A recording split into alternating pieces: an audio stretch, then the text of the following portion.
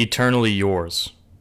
After a nice sip of warm glühwein, Nelly grabbed a blanket to shield herself from the cold. Taking a moment to wrap it around her body delicately, she took a seat at her desk only to peer out the window for a moment and watch the snow fall. With her arms free to move outside the blanket, she could continue with her drink, but most importantly, she could continue her writing. Despite having an entire book to write, she really wanted to try something new today. The story she normally wrote was getting more difficult to write each time, and it felt like she was slowly losing interest. It made her feel sad, but the feeling only lasted a moment as she convinced her mind that all would work out in the end. Instead, today she wanted to write about herself, which was something she hadn't done in quite some time. She also wanted to write about the past few days she had spent with her mother, and a person who had gained a special place in her heart recently. So under the warm comfort of her blanket, she pressed her hands against the sides of her hair and pulled it back over her shoulders. Lightly tapping the pen to her cheek, she gathered her thoughts for a second, then eagerly pressed it to the page as a large smile took over her face. "I'm not sure how to even begin to explain this past week. It was quite an interesting one," she wrote. "First, I got to go to my mother's old home from when she was a kid. Well, the area at least. The home is no longer there, but she showed me a spot out by the Schwarze See where she used to go and speak with my father before they got married." She laughed to herself, remembering the story her mother told her. Apparently, his family was super strict, so he would lie and say that he was out helping my grandfather, which was funny when they found out that my mother's father lived elsewhere. I would have loved to hear my father tell this story to me. He was so charismatic. He told stories the way they should be told. I always like to think I get the urge to write and create from him, Nelly wrote with a smile. Unfortunately, he passed away when I was 11. He was a blacksmith-turned-soldier that died helping others here in Vela. Recently, I decided to honor him by enrolling in a local college, but it's not just some average college. Surely you've heard of the Valenhurst Battle Academy. It's only the biggest all-female battle tactics school in all of Germania. And get this, I even got to meet Shimura. You know, the Shimura, one of the founding sword sisters from Zion. She was so lovely, and her technique was just... Nelly's hand stopped. "I'm getting off track again, aren't I?" she concluded, crossing out the last few lines. "Where was I? Oh!"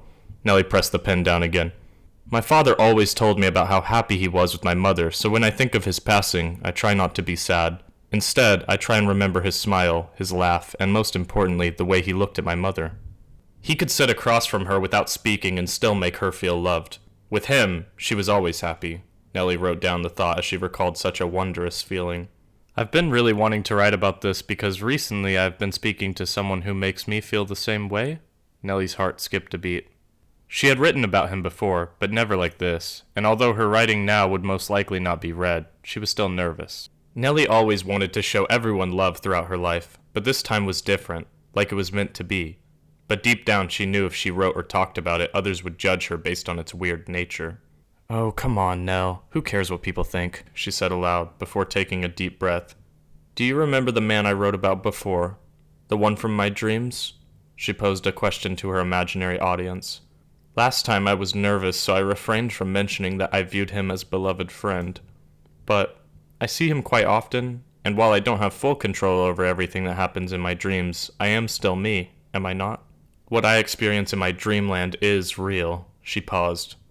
"When I'm with him, I feel... love? It's sort of hard to explain. I mean, how could you love someone you aren't even sure is real?" she wrote with a nervous laugh. "But this last time I woke up lying next to him. It was in my room and I had my arms around him so tight that nothing could take him away. I wanted so much to wake him, to talk to him and ask how he was, but instead I rested my head against his. I felt happiness like never before. And yeah, I know I'm always so happy, but this time was different. I wish you could feel it. It's so special. I wish I knew a much better way to describe it.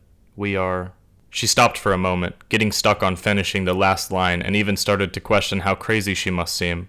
The thought of him not being real did enter her mind, but she was hesitant to write it down, for she did not truly believe he was just made up from her mind. When she saw him in her dreams, he often appeared as a ghost, but something made her feel like her subconscious did not create him to fill some void. Maybe I am just crazy, but the feeling I got when I first saw him in my dreams so many years ago, when I wrote about it, I said I felt like I was looking for something in my room and couldn't find it. The dream ended when I saw him. She took a long pause. Could it be that he was the thing I was looking for? The thing that was missing? Could this be someone I knew in a past life? Nelly wondered while clutching the amethyst necklace that dangled from her neck. You know, my mother often told me that she believed if someone's life ended before they completed their life's goal that they would be reborn. Could it be that I did know him, and we were... Her writing trailed off again. She felt a wave of thoughts hit her mind, thoughts that people would make fun of her for talking like this. Nelly knew she was being as logical as possible, but this whole scenario was just plain weird. Though she couldn't be more certain that he was not just some random man in her dreams, she felt like she was meant to meet him. Lost in her thoughts, her hand grew numb from the cold, and by the time she finally snapped out of her daze, her wine had lost all heat and was no longer any good to her. She peered into the mirror to see herself again, but this time there was no smile, just deep thought. It was weird seeing herself without a smile. Everything now just felt different. Well, anyway, like I was saying, Nelly began to write again with a sigh. I ended up giving him a name because I feel he deserves to be known as something much more than just the ghost, and... She stopped once more. Putting words on the page was now draining and difficult. With a deep breath, she placed her pen down and along with her notebook closed her eyes to think. Did any of it make sense? Or was she really just creating a person from a fragment left in her mind as she dreamt? Once she finally opened her eyes, she saw herself in the mirror again, and her smile had returned to her. It was slight, but there nonetheless. The softness of her face reminded her of her mother before her lovely ocean blue eyes let a tear fall down her cheek.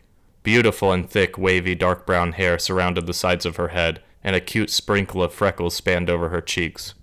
All of it reminded her of her mother, and instantly she was in a better mood again. She even took a moment to carefully pull back her hair with her hands to emulate a bun, which was often how her mother wore her hair. With Nelly turning 21, she had lived with her mother all her life and decided she wanted to live on her own, but she still wanted to be close. Together they cleaned up the space above her mother's shop, and for the past 3 months Nelly and her best friend were living there. It was such a nice change of pace for her. She finally felt like she was becoming less of a young girl and more of a woman. Everything seemed like it was all headed in the right direction. While she had always felt comfortable in her own skin, she was really starting to love everything about herself. For example, she used to dislike always being the short one. When asked, she would say that she was 155 centimeters tall, but really that were only true if she stood on the tips of her toes. That was her attempt at feeling taller. The same positive attitude was true with her body as well. She had finally grown into loving her more curvy figure and finally felt happy with herself being around the average weight for a woman her age. Sometimes in the past, she wanted to be as thin as the thinnest girls she had seen, but now she wondered why. She loved the way she looked, and questioning anything about herself was so far out of her mind. Everything that made her who she was also now made her happy. After what seemed like hours, she finally snapped out of the mirror's spell. Slowly, she stood up and pulled the wrapped blanket from around her. In the comfort of her home, she wore a nice teal top, the most comfortable black shorts in the world, and of course, her favorite purple socks. With one last glance at the mirror, Nelly stepped towards the warm comfort of her bed, a scented candle guiding her way through the clothing-covered floor of her room while she hummed a tune to herself that had been stuck in her head all day. She gently sat down on the bed and flipped her hair back behind her before pulling off the socks and tossing them to the floor. I should probably clean some. She looked at the small pile of clothes that had been there for a day or two. But that's what tomorrow's for. Getting comfortable in bed, she pulled over her light blue pillow that she never sleeps without, and with her head slightly pressed against it, she smiled. Her lips started to part slowly before her voice pierced the silence. "Would you like to sleep now?" she asked. But only the wind responded with a faint, high-pitched whirl against the window. "I just want you to know that I really enjoyed our time together a few nights ago, and I hope to see you again tonight," she said nervously, carefully making sure her hair was not under her as she slept. The covers gave her comfort and confidence, somehow pushing some of the nerves aside. "But if not tonight, I'm sure I will see you again soon, yeah?" She rolled over and gripped her pillow tightly against her body, almost letting a name leave her lips, but instead, she kept it prisoner. "Aber egal, ein Teil von dir bleibt für immer bei mir," she smiled. "Und ich hoffe, du magst deinen Namen genauso wie ich, mein Liebster." She spoke quietly to her right with a contagious smile, hesitating on the last two words. Her eyes began to close, and her smile brightened at the thoughts that crossed her mind. The thought of another dream, another lovely night, and another moment with someone she felt so close to, even if it were for but a night. "After all, I will always keep a piece of you with me," she smiled, "and I hope that you love your name as much as I do, my love." Thank you so much for watching. Any feedback is very well appreciated. Anything like likes, comments, anything like that, it helps more than you know. So, a simple comment, simple like, or a share, if you know anybody that would maybe like some things like this. I've got a lot. I've been writing for about 8 years now, something like that. Creating a world, creating a story. I've got quite a few. This is just one of many characters, and this is like one of my most beloved characters. I put a lot of love into this, and I hope you guys enjoyed it.